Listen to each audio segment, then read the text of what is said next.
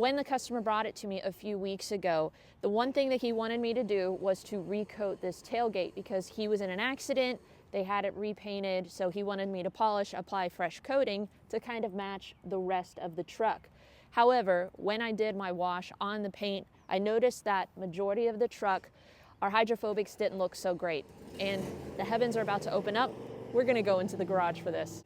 Go, go, go, go, go, go, go, go, go. Let's bring you guys around here. Okay. Take two.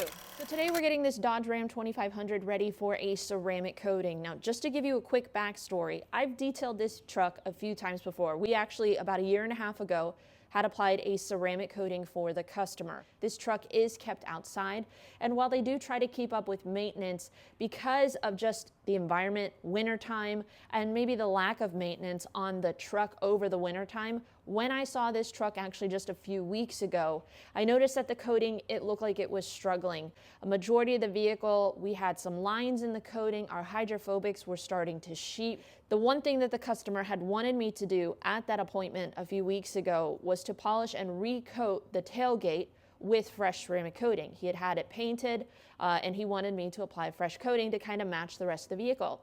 But because 75%, if not 95% of the coating on the truck was struggling, my recommendation to him was, instead of me putting fresh coating on the tailgate and the rest of the vehicle, either I top, that might give you another 6 months or so, let's just go ahead, polish, and recoat the entire vehicle with like a 12-month option. Now, I'm probably gonna give him something a little bit more durable than a 12-month option, but just because of how the vehicle is maintained and stored, if we get 12 months out of it, I'll be happy. If we get more than 12 months out of it, I'll be really happy. So today I'm gonna demonstrate for you guys this product right here. This is actually Cerakote's, their professional ceramic coating.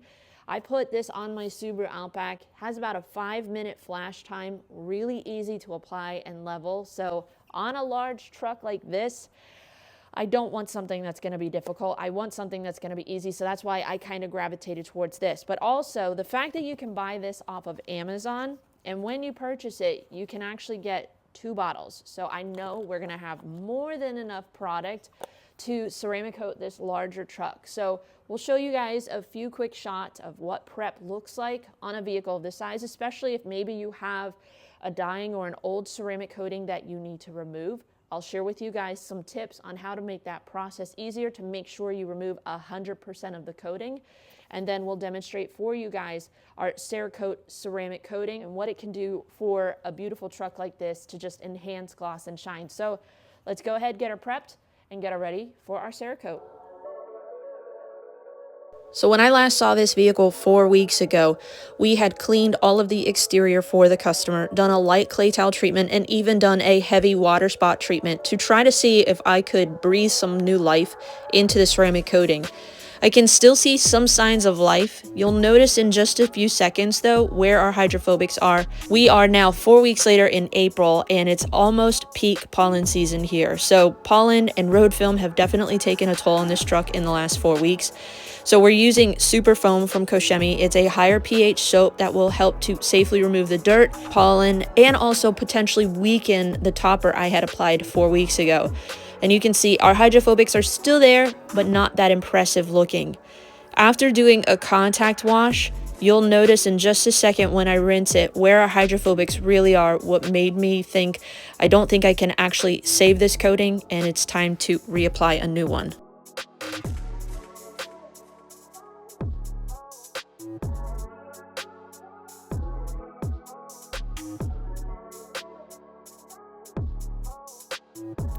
Last time I had seen this truck, I did do a very light clay towel treatment in hopes of maybe removing some of the film or contaminants that could have potentially been clogging the ceramic coating.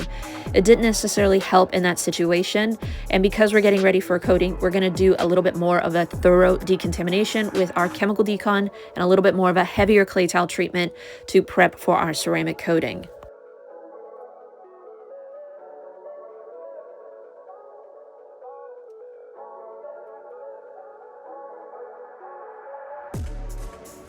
So we are day 2. We're getting ready to start our paint correction, and you can see we have higher humidity in the shop. It was raining yesterday. It is raining today. We washed the vehicle. kind of put the garage door down, and now all of that moisture is now in the garage. So even though it's not hot in here, it's actually a little chilly. I have the air conditioning on just to try to pull some of that moisture out of the air. And we're getting ready to do our paint correction. Now, this paint is not in bad shape whatsoever. We do have some minor swirls on here, but this is, in my opinion, that perfect paint to work on. I love polishing Dodge vehicles. When we talk about paint as detailers, we typically will classify them as hard, medium, or soft. And I'll quickly go over the differences between them.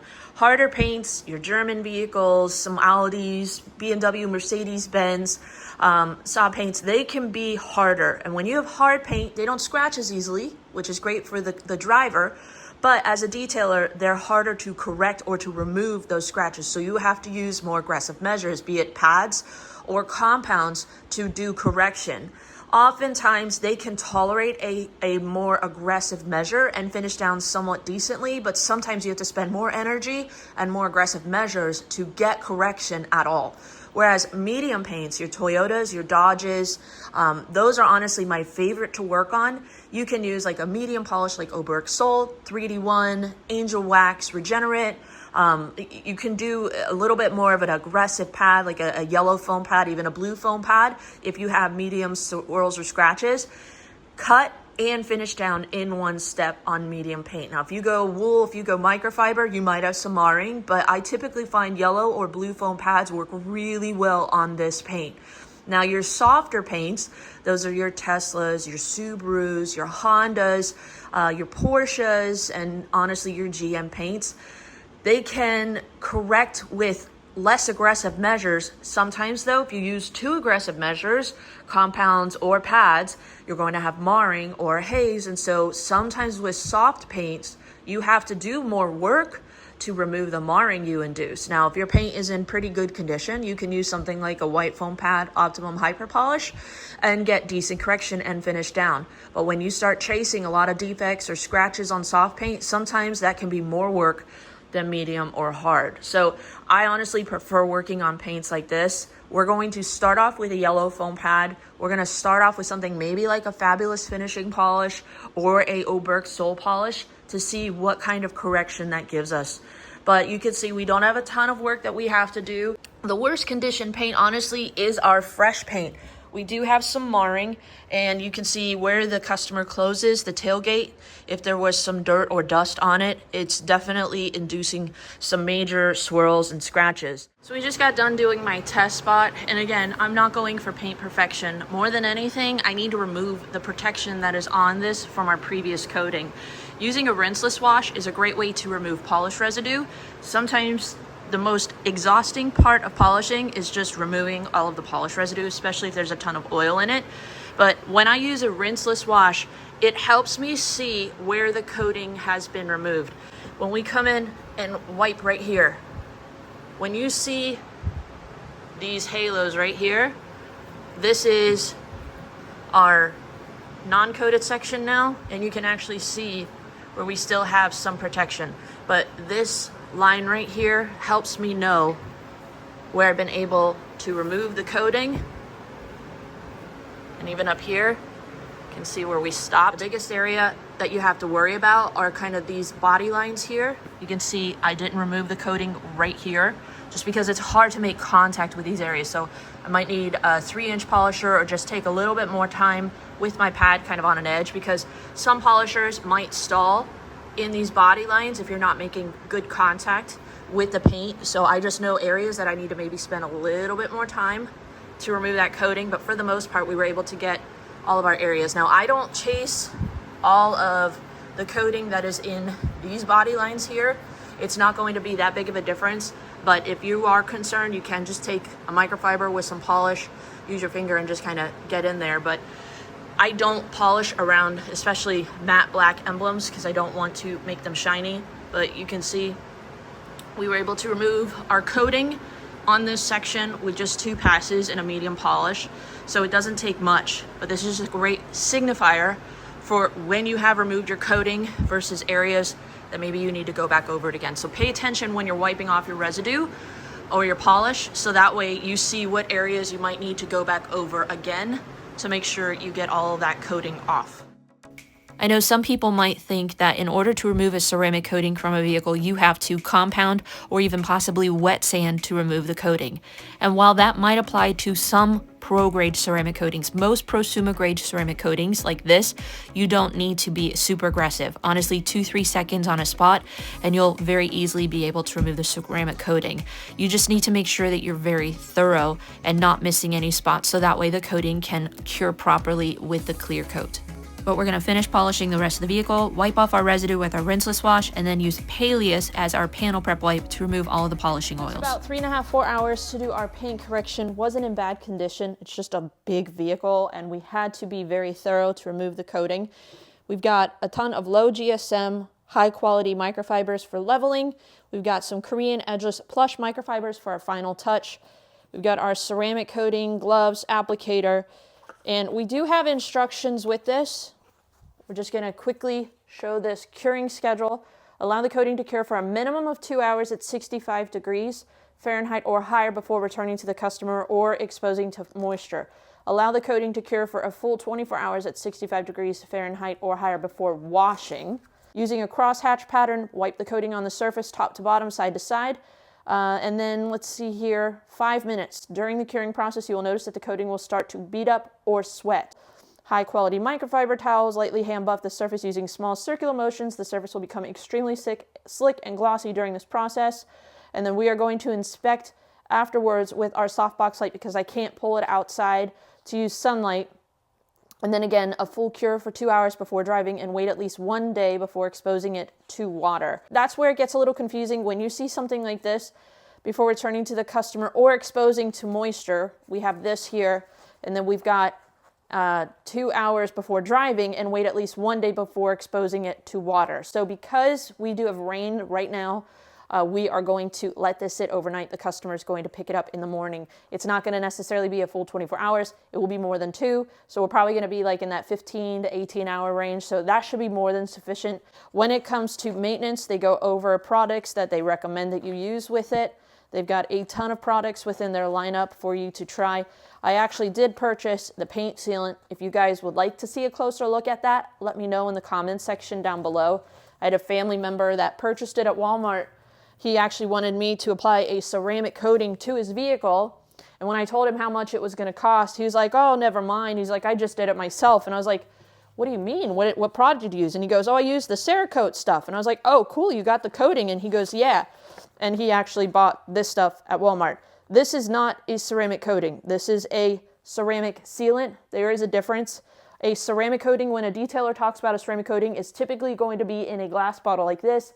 There's a lot more of an involved process for prep and application and cure time, whereas a ceramic sealant, even though they use the word coating, it is not the same. So for those of you that oftentimes wonder what makes the difference, one is way more durable, one is way more chemically resistant, one is actually putting something that is bonding a lot more with the clear coat versus something that is going to last you maybe 6 to 9 months. This is going to last you 12 plus months, if not, who knows how much longer. They don't state specifically on their website how long this will last. The customer for today is wanting a 12 plus month coating. We should definitely be able to give that to him, but we're actually going to be seeing this vehicle in the future to share with you guys real world updates on how long this coating can last.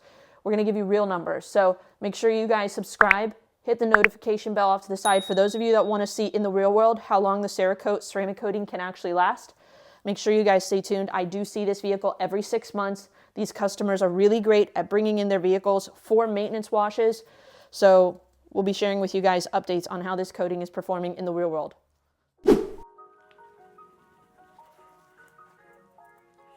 Pretty strong odor, but not that we're going to knock our socks off. And it comes out very easily. I actually like that. Some of your thicker coatings, they can be slow to get out. And when you have a product that's slow to get out, that means it's just going to add time to the application process. It is a thinner looking product, and this looks very typical to a lot of the polysiloxane ceramics that are going to sweat on you. So I do see a little bit more of a wet appearance. I'm not seeing a ton of flashing at this point. We're gonna go a little bit less each time that we go on. You just wanna make sure you get it good and primed. And I can see that this is already starting to sweat. I'm not quite sure they mean a literal 5 minutes, maybe up to 5 minutes, because this to me looks like we are ready to level. It looks like it's all but evaporated off. Some manufacturers, when they say up to, that means that's kind of pushing the limits. And some, when they say let it sit 5 minutes, they mean that, to give the coating as much chance to bond with the clear coat. Even though every impulse in me is telling me to level, we're gonna just see how difficult it would be if we let it sit on there 5 minutes in this environment. It is more humid. Sometimes that can affect the flash time, decrease it. When you have cooler climates, lower humidity, you can extend that flash time typically. But, so we got about another 30 seconds to go.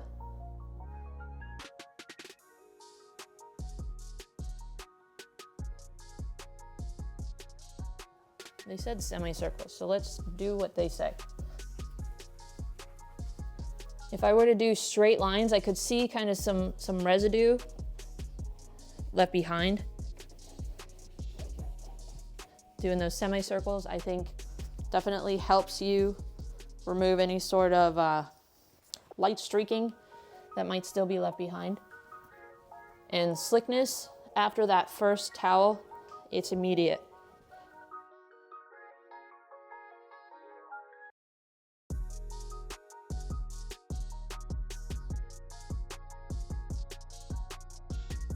If we were to go from here, you can feel right here is where we stopped. You can hear that squeak?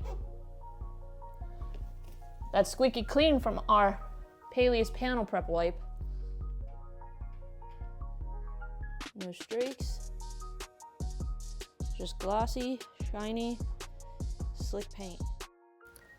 So I'm not quite sure if that 5 minute flash time is a firm 5 minutes, let it sit, or up to 5 minute flash time. We're still kind of playing around with that variable. So we set a 5 minute timer and I was able to coat half of the roof and half of the hood in that 5 minutes. We're at about 4.5 minutes now on the roof and you can see it's pretty much dry. My biggest concern now is, am I gonna fight it? And can I actually reach the middle of this roof? Because this is a beast of a truck. So you don't have to attack the paint when you're leveling it, but you don't want a light hand. You want a little bit of pressure when you are leveling this coating. That's why you want quality microfibers so that you don't mar the paint that you just spent hours correcting. And just pay special attention to all of your edges and lines and just make sure that you are blending. You're gonna see a difference in where you coated and didn't coat it. The paint will be enriched. You just wanna make sure that you don't have any ghosting or streaking and that those lines are blended. So I'm observing with this coating that yes, you do see some sweating with it. And originally I thought you could see some rainbowing with this coating, but it's actually taking on more of like a dry, hazy appearance when I let it sit on there too long. And that hazy appearance is giving me some struggle with leveling and not having streaking issues. Thankfully, my softbox light is helping to see that streaking issue so that I can remove it properly without those streaks setting up and becoming a bigger issue in a day or two.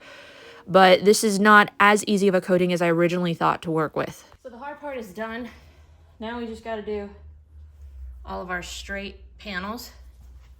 I'm just showing you how much I'm applying. And what we're going to do is this entire truck bed.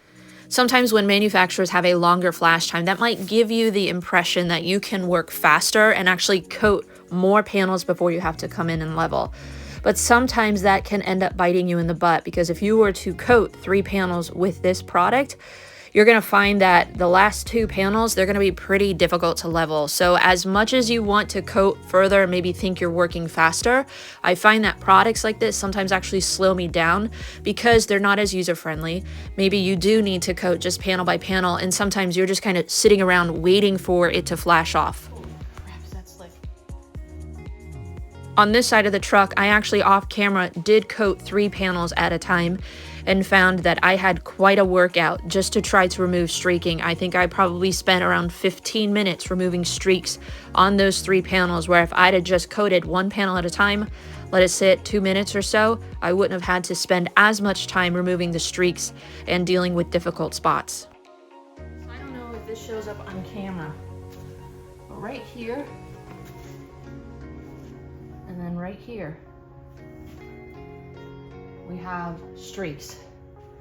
Even right here, where you can see a little bit of that residue. And it would show up on the naked eye. I wouldn't even like register this as a high spot. But if you were to pull this out into the sunlight the day after, that would be set in.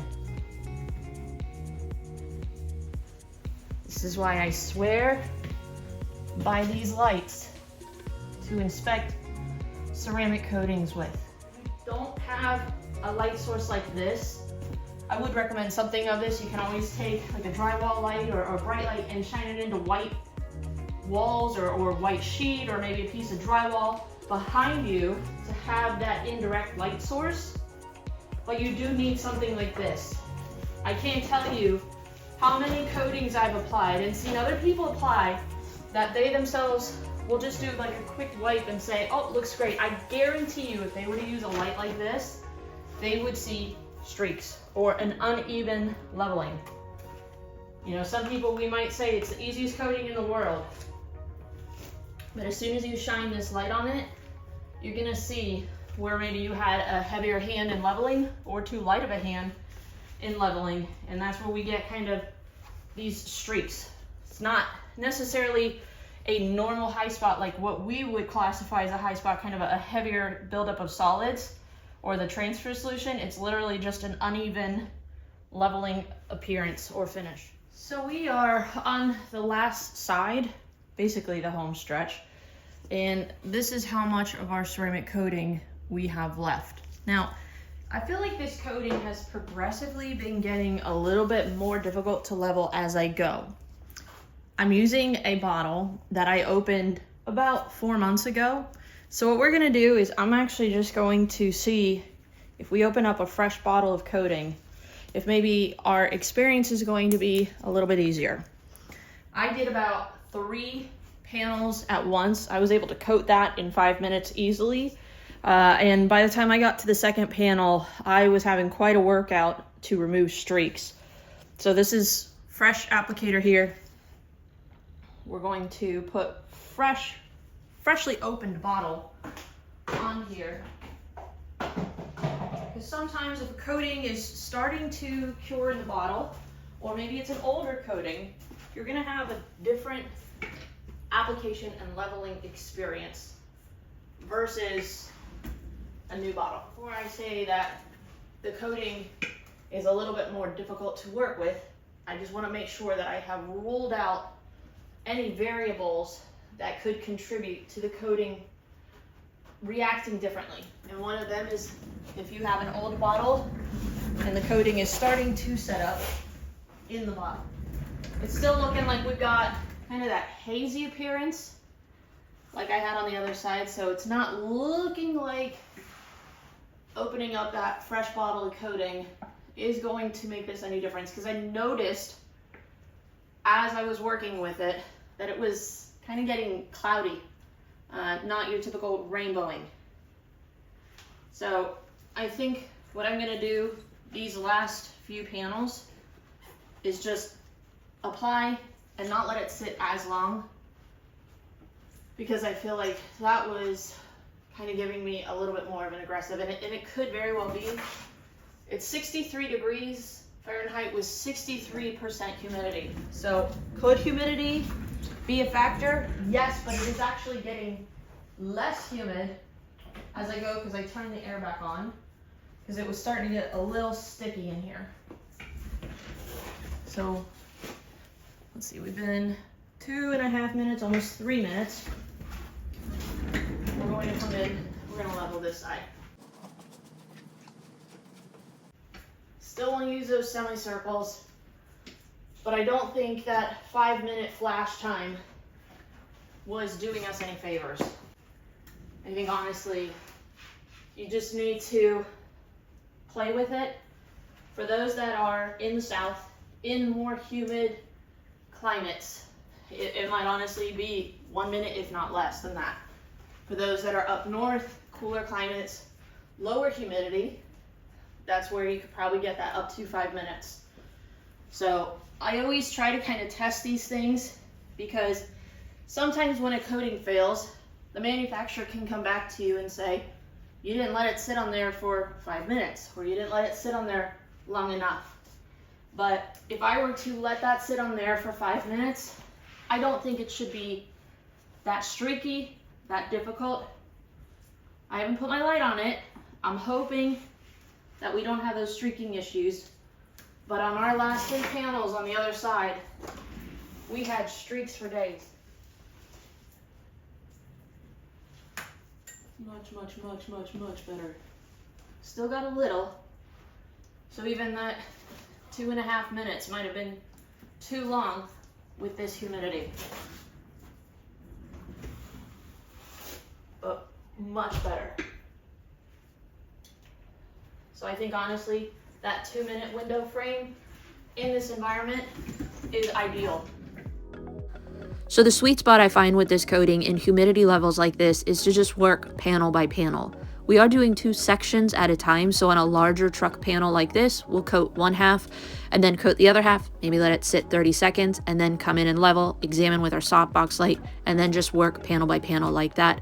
It's going much smoother and much more efficiently, and I'm finding that I don't hate my arms or this coating working that way. Last section, and it's just a baby. I'm gonna tell Cerakote that when you have words like this, you need to add up to 5 minutes, not 4, because there's going to be variables that are going to affect this. So for those of you that are watching this, cross out the 4 and put an up to where we have 5 minutes. Because if you let it sit for 5 minutes in a humid environment, you're going to hate this coating. Or at least your arms are going to hate this coating. So I have found 1 to 1.5 minutes in this environment. 63 degrees, it is cooler. It's actually a little bit cold in here. But 63% humidity, that is pretty humid. And unfortunately, it is a rainy day and there's not much that I can do about that. So we are on our last section. And thank God it's a small one. I don't think this coating likes humid environments. And even though they say up to 5 minutes, and I was kind of pushing that to its limits, that's when I started to really despise this coating.